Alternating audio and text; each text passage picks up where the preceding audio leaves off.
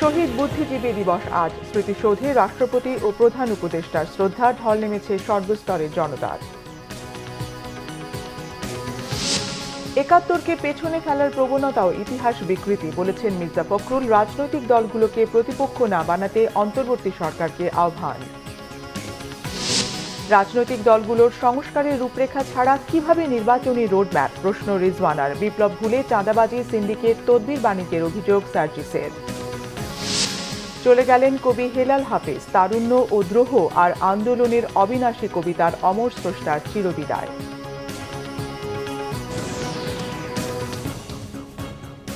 দেখছিলেন crown cement সংবাদ শিরোনাম। শহীদ বুদ্ধিজীবী দিবস উপলক্ষে রাষ্ট্রপতি মোহাম্মদ শাহাবুদ্দিন ও অন্তর্বর্তী সরকারের প্রধান উপদেষ্টা ডক্টর মোহাম্মদ ইউনুস মিরপুর শহীদ বুদ্ধিজীবী স্মৃতিসৌধে শ্রদ্ধা জানিয়েছেন জাতির শ্রেষ্ঠ সন্তানদের প্রতি। সকাল ৭টার দিকে রাজধানীর শহীদ বুদ্ধিজীবী স্মৃতিসৌধে পৌঁছান রাষ্ট্রপতি শাহাবুদ্দিন। প্রথমে রাষ্ট্রপতি পুষ্পস্তবক অর্পণ করেন, এরপর ফুল দিয়ে শ্রদ্ধা নিবেদন করেন প্রধান উপদেষ্টা ডক্টর মোহাম্মদ ইউনুস। এরপর প্রধান বিচারপতি সৈয়দ রেফাত আহমেদ জাতির শ্রেষ্ঠ সন্তানদের ফুল দিয়ে শ্রদ্ধা জানান। পরে রাজনৈতিক ও সামাজিক সংগঠন সহ সর্বস্তরের মানুষের জন্য উন্মুক্ত করে দেওয়া হয় বুদ্ধিজীবী স্মৃতিসৌধ।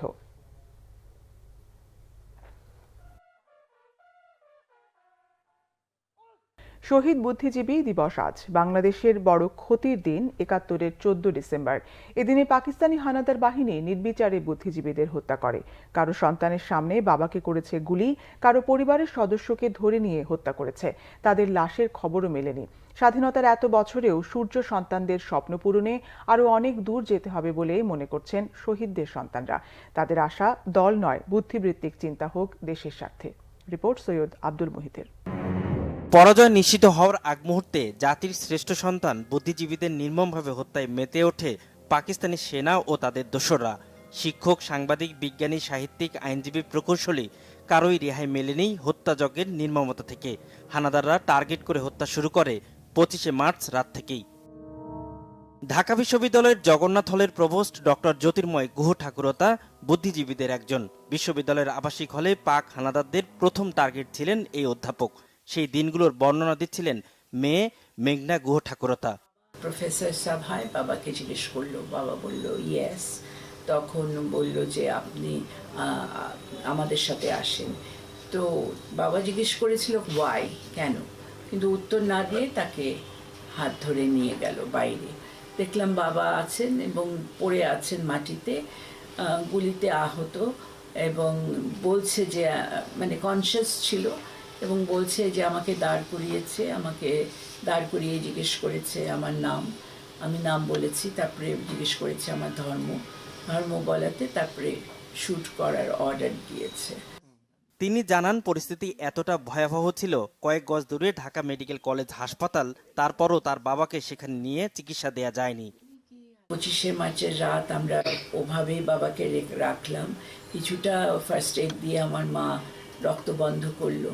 ৩০ তারিখের ভোরবেলায় সকাল ৯টা, ৯:৩০টার দিকে উনি শহীদ হলেন। ১৪ ডিসেম্বর হাতিরপুলের সেন্ট্রাল রোডের বাসা থেকে উঠিয়ে নেওয়া হয় শিক্ষাবিদ মুনির চৌধুরীকে। ৫৩ বছরে তার সন্ধান পায়নি পরিবার। ১৪ তারিখেও সকালে বেশ কয়েকজন বুদ্ধিজীবীকে ধরে নিয়ে যাওয়া হয় এবং ওই দিনই বেলা ১২টার দিকে আমার বাবাকে ধরে নিয়ে যায়। সেটি মোটামুটি এরকম যে বেলা ১২টার দিকে আমার বাবা স্নান করেছেন, তিনি খাবেন, আমার দাদি তার ব্যবস্থা করছেন। শহীদ বুদ্ধিজীবী পরিবারের মতে স্বাধীনতার পর দেশে বুদ্ধিবৃত্তিক চর্চাই হয়েছে কম। তা থেকে বেরিয়ে এগিয়ে নিতে হবে বাংলাদেশকে।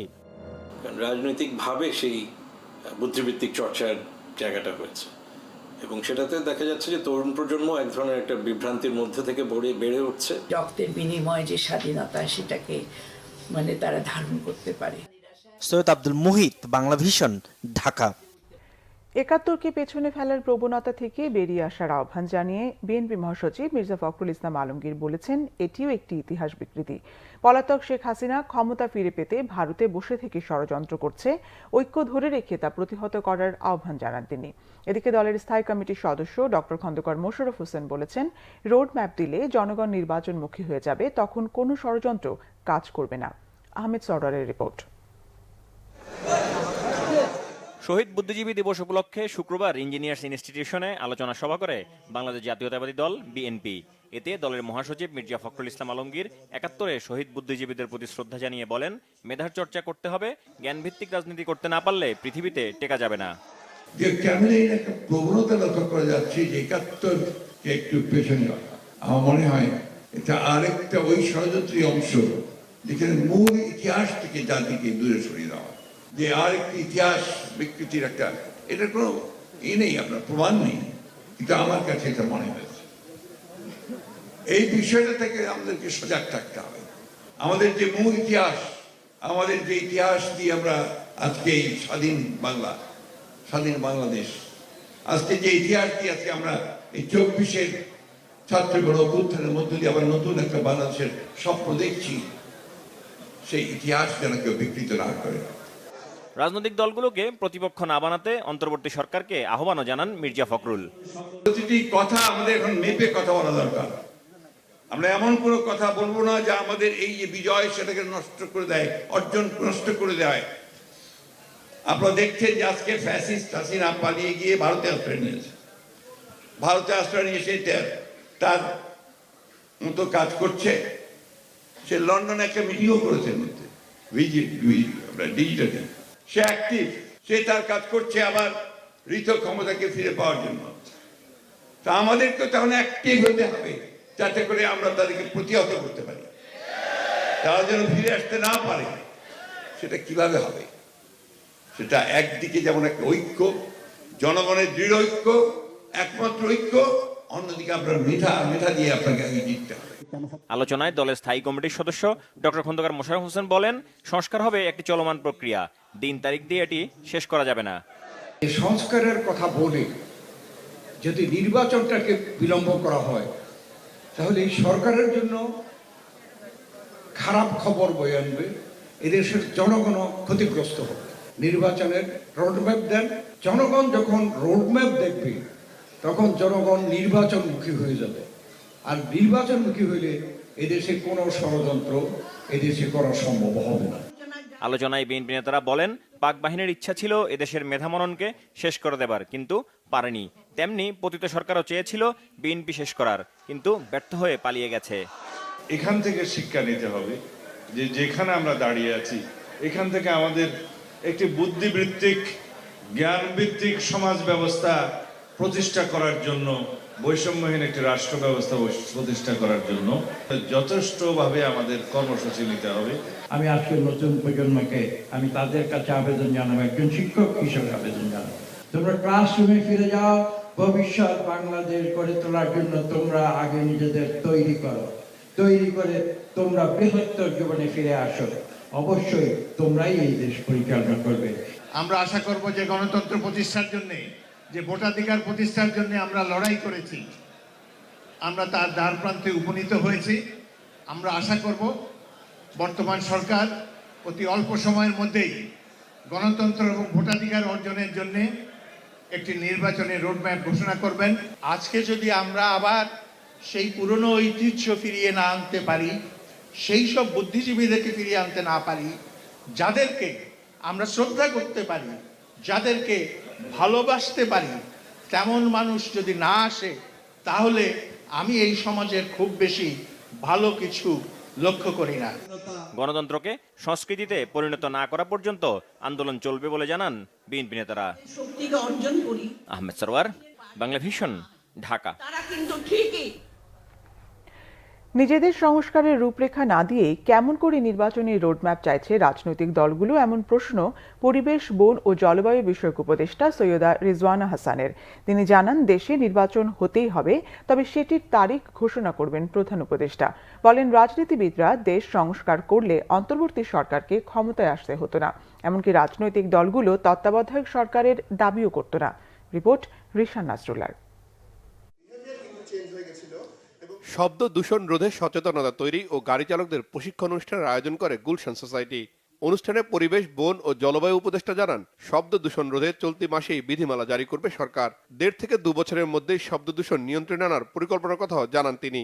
এখন হর্ন বাজানো বন্ধ করতে গেলে বললে আপনারা যারা গাড়ি চালান আপনারা বলেন যে রিক্সা আছে, সামনে রিক্সা এসে পড়ে, মানুষ এসে পড়ে, তো হর্না দিয়ে কি করব?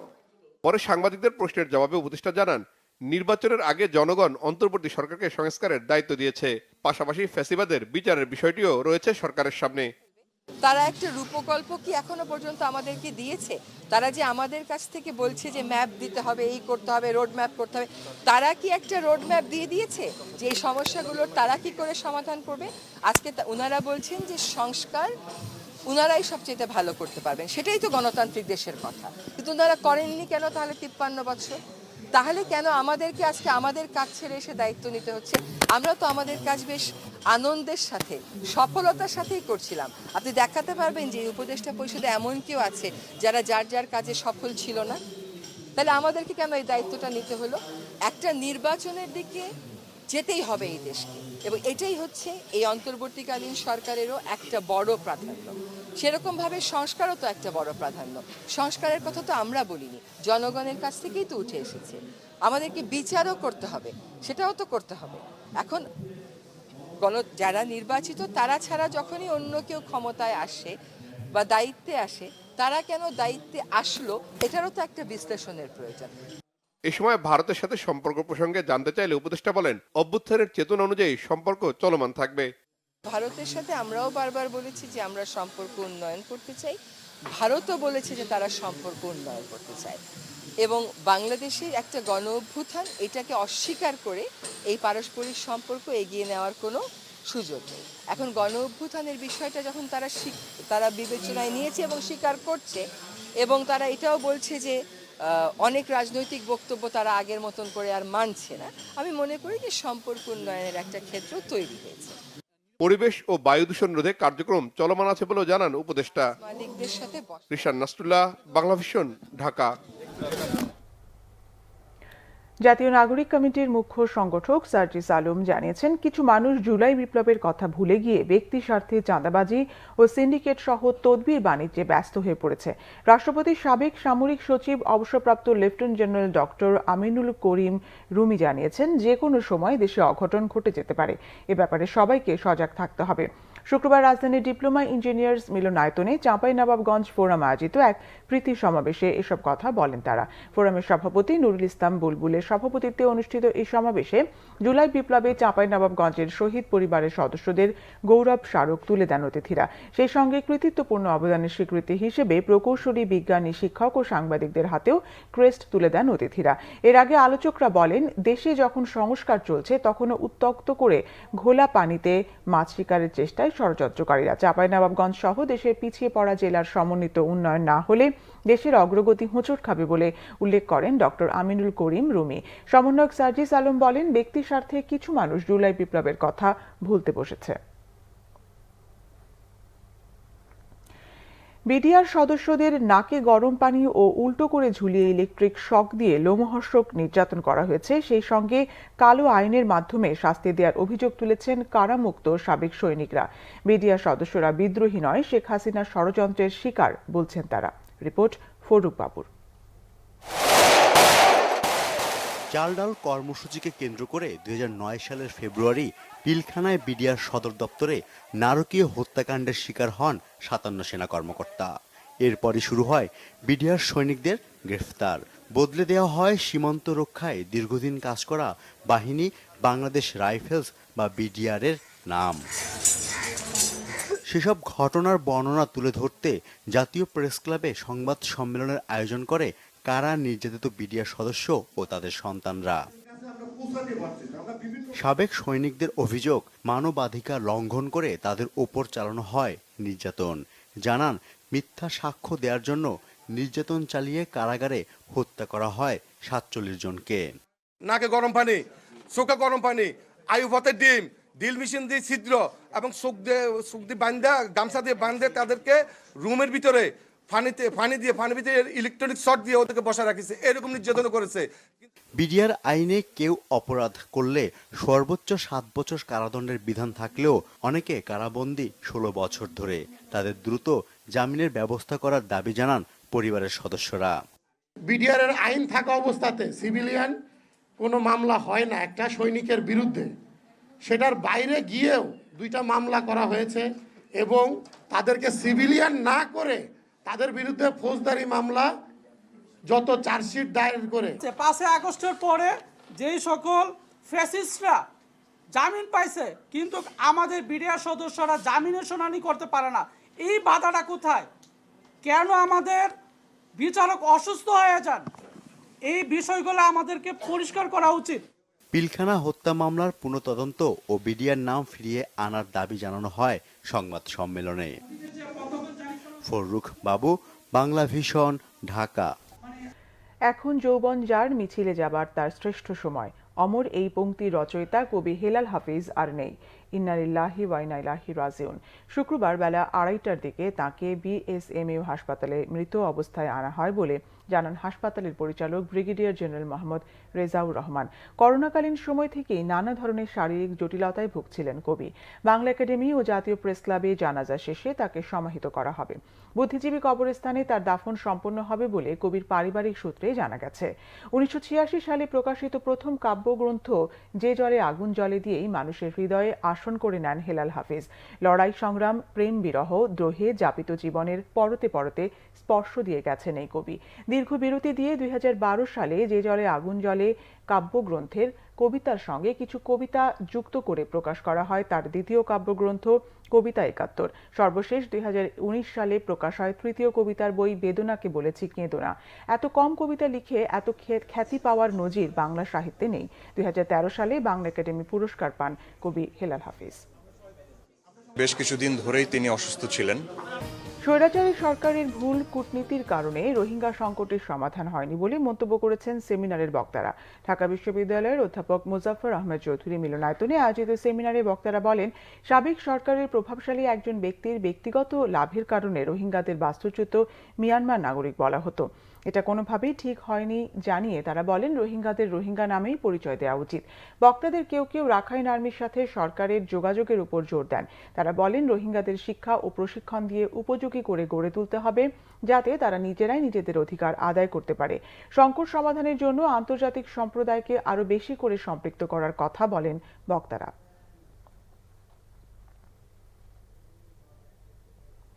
উত্তরে শীতের তীব্রতার সাথে বাড়ছে আগুনে পোড়া মানুষ। খড়কুটোর আগুনে শীত নিবারণ করতে গিয়ে এই পর্যন্ত দগ্ধ হয়েছেন শতাধিক। রংপুর মেডিকেলে চলছে তাদের চিকিৎসা। হিমশিম খাচ্ছে চিকিৎসকরা। মৃত্যু হয়েছে 3 জনের। রংপুর থেকে জুয়েল আহমেদের রিপোর্ট, ক্যামেরায় শাহনেওয়াজ জনি। তীব্র শীতে খড়কুটোর আগুন ভরসা উত্তরের প্রান্তিক মানুষের, কিন্তু বিপজ্জনক এ কাজে অসাবধানতায় দগ্ধ হচ্ছেন অনেকেই। রংপুরে জেঁকে বসেছে শীত। হাড় হিম করা শীতল বাতাসে কাবু উত্তর জনপদের মানুষ। গরম কাপড় নেই হতদরিদ্রদের। খড়কুটোর আগুনে তা দিয়ে শীত নিবারণ করতে গিয়ে পুড়ছেন অনেকে। ঠান্ডা লাগছে তো আগুন পাওয়ার ধরে কাপড়ের আসলে আগুন নাকি পড়া গেছে। বাইরে যখন বাইর হয়েছে দৌড়াদৌড়ি করছে, আগুনটা বৃদ্ধি পাইছে। পরবর্তীতে একজন দেখতে পেয়ে পুকুরে ধাক্কা মেরে ফালাই দিচ্ছে। তাপাইতে গেছে আগুন, তাপানোর পরে কেমনে কিভাবে আগুন লাগছে এটা জানি না। চিকিৎসা হচ্ছে কিন্তু এখান থেকে যা দিচ্ছে তাতে আমাদের পক্ষে চালানো সম্ভব না। সূর্যের আলোয় ঝলমলে দিনের দেখা না পাওয়ায় গোসল করতে গিয়ে কেউ কেউ পুড়েছেন গরম পানিতে। শীত একটু বেশি ছিল, ওর একটু ঠান্ডা ছিল, এই জন্য হচ্ছে যে গরম পানিটা দিয়ে গোসল করাই দিই। ওই পানিটা ওর মুখের উপর ছিটকে পড়ছে, আর যে ও পানিটা নিয়ে আসছে ওরও হাতে পুড়ে গেছে। সেকতে যায় পিছনে আগুন লাগছে, দেখি নাই, পরে ঘুরি দেখি আগুন লাগছে। তারপরে আমি বাথরুমে গিয়ে আগুন নিবাই। পিছন দিকে ঘুরে দেখছি রন্নায় আগুন, রন্না ফেলে দিছি। ঘরে যেয়ে দেখি আমার কাপড়ে আগুন, জামায় আগুন। চিকিৎসকরা বলছেন, নানা সংকটে চিকিৎসা নিশ্চিত করা যাচ্ছে না পোড়া রোগীদের। বেশিরভাগের নেই সামর্থ্য। তারপরও সর্বোচ্চ গুরুত্ব দিয়ে সেবা দেওয়ার চেষ্টা তাদের। মারণের চিকিৎসা একটা ব্যয়বহুল চিকিৎসা, দীর্ঘমেয়াদী চিকিৎসা, এবং এটাতে বিশেষজ্ঞ সার্ভিসের পাশাপাশি অন্যান্য জনবলও লাগে। জনবল প্রথম থেকেই অপ্রতুল, এখনও অপ্রতুল। যারা এইভাবে আসছে তাদেরকে যাতে দ্রুত এই চিকিৎসা শুরু করা যায়, এবং আমাদের এখানে 14 বেডের বার্ন ইউনিটটি আছে যেটা সচল, এবং এখানে আমাদের পর্যাপ্ত পরিমাণে চিকিৎসা আর সামগ্রী এবং ডাক্তার অ্যাভেলেবেল আছেন। তো আমরা চেষ্টা করি যত দ্রুত সম্ভব সেই চিকিৎসা দেওয়া এবং ওষুধ থেকে শুরু করে সব কিছু প্রোভাইড করা। আগুনে শীত নিবারণের সময় সাবধানতার তাগিদ দিয়েছেন সচেতনরা। জুয়েল আহমেদ, বাংলা ভিশন, রংপুর। সংবাদ শেষ করব ক্রাউন সিমেন্ট শিরোনামগুলো আরেকবার জানিয়ে। শহীদ বুদ্ধিজীবী দিবস আজ। স্মৃতিসৌধে রাষ্ট্রপতি ও প্রধান উপদেষ্টা শ্রদ্ধা ঢল নেমেছে সর্বস্তরের জনতার। ৭১কে পেছনে ফেলার প্রবণতাও ইতিহাস বিকৃতি বলেছেন মির্জা ফখরুল। রাজনৈতিক দলগুলোকে প্রতিপক্ষ না বানাতে অন্তর্বর্তী সরকারকে আহ্বান। রাজনৈতিক দলগুলোর সংস্কারের রূপরেখা ছাড়া কিভাবে নির্বাচনী রোডম্যাপ? প্রশ্ন রিজওয়ানার। বিপ্লব ভুলে চাঁদাবাজি, সিন্ডিকেট, তদবির বাণিজ্যের অভিযোগ সার্জিসের। চলে গেলেন কবি হেলাল হাফিজ। তারুণ্য ও দ্রোহ আর আন্দোলনের অবিনাশী কবিতার অমর স্রষ্টার চিরবিদায়।